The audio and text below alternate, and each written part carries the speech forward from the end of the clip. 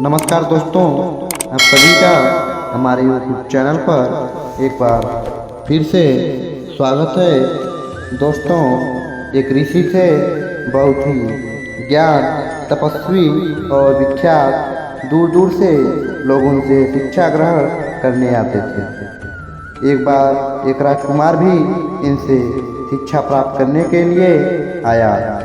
राजकुमार ने बहुत मन लगाकर ज्ञान अर्जन किया।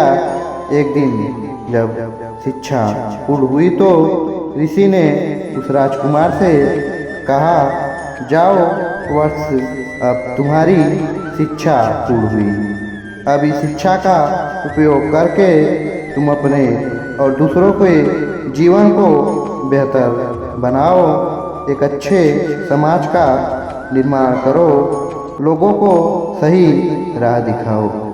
राजकुमार ने जब उन्हें गुरु दक्षिणा देनी चाही तो गुरु ने कहा, अगर तुम मुझे गुरु दक्षिणा के रूप में कुछ देना ही चाहते हो तो जाओ और मुझे वो चीज़ खोज कर दो जो पूर्ण रूप से व्यर्थ है। इस पर राजकुमार मन ही मन सोचने लगे कि गुरुजी अगर मांगते तो मैं उन्हें कुछ भी दे सकता था, किंतु ये गुरुजी ने क्या मांग लिया, ये तो बिल्कुल मामूली और आसान चीज़ है गुरु दक्षिणा के लिए। आसपास कितना कुछ व्यर्थ है, मैं कितना कुछ गुरु को दे सकता हूँ। राजकुमार की नज़रें मिट्टी की ओर जा टिकी। अब राजकुमार ने जैसे ही मिट्टी उठाने के लिए अपने हाथ मिट्टी की ओर बढ़ाए, उसी समय मिट्टी बोल पड़ी, ठहर जा मनुष्य, ये तू क्या कर रहा है? मुझे व्यर्थ समझने की भूल मत करो।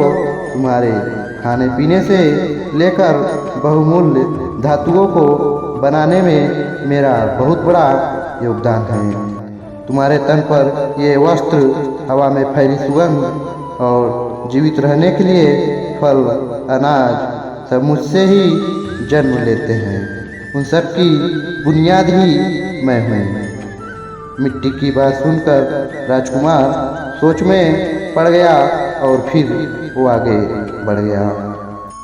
वो थोड़ी ही दूर गया था, उसने देखा कि एक स्थान पर बहुत गंदगी फैली हुई है। गंदगी का एक बड़ा ढेर लगा हुआ है।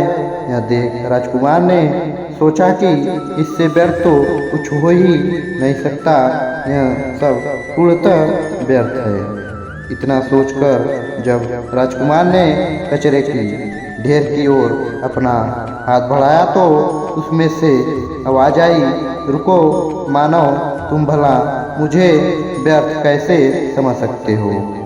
क्या तुम भूल गए कि मिट्टी को पोषित करने वाली खाद मुझसे ही बनती है? मिट्टी में मौजूद पोषक तत्व की वजह से ही फसलों में ताकत आती है, वो विकसित होते हैं। राजकुमार फिर से सोच में पड़ गया और मन ही मन मुस्कुराने लगा।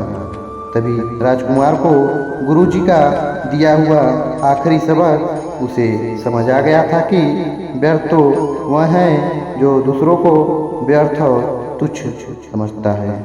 अतः मनुष्य के अंदर बैठा उसका अहंकार ही सबसे व्यर्थ चीज है। राजकुमार भागता हुआ अपने गुरु के पास आया और बोला, गुरुवर, मैं अपना अहंकार आपके चरणों में रखता हूँ। आप मुझे आशीर्वाद दीजिए कि हम आपके द्वारा ज्ञान प्राप्त को मैं प्रजा की सेवा में लगा सकूं और लोगों की मदद कर सकूं। गुरु जी बहुत प्रसन्न हुए क्योंकि उनके शिष्य की इच्छा अब पूर्ण हो चुकी थी। दोस्तों, इस कहानी से हमें यह सीखने को मिलता है कि इंसान के अंदर उसका अहंकार ही सबसे व्यर्थ चीज़ों में एक है। अहंकार जितना बढ़ता जाता है, मनुष्य के गुण उतने ही नष्ट होते जाते हैं। अहंकार में तीन गए धन यश, गौरव, वैभव और वंश। ना मानो तो देख लो रावण, कौरव और कंस। उम्मीद करता हूँ यह कहानी आज आप सबको एक अनमोल सीख मिली होगी। तो दोस्तों, यह कहानी आपको कैसी लगी हमें नीचे कमेंट बॉक्स में कमेंट करके ज़रूर बताएं और साथ ही साथ हमारे चैनल को भी सब्सक्राइब करना ना भूलें। धन्यवाद।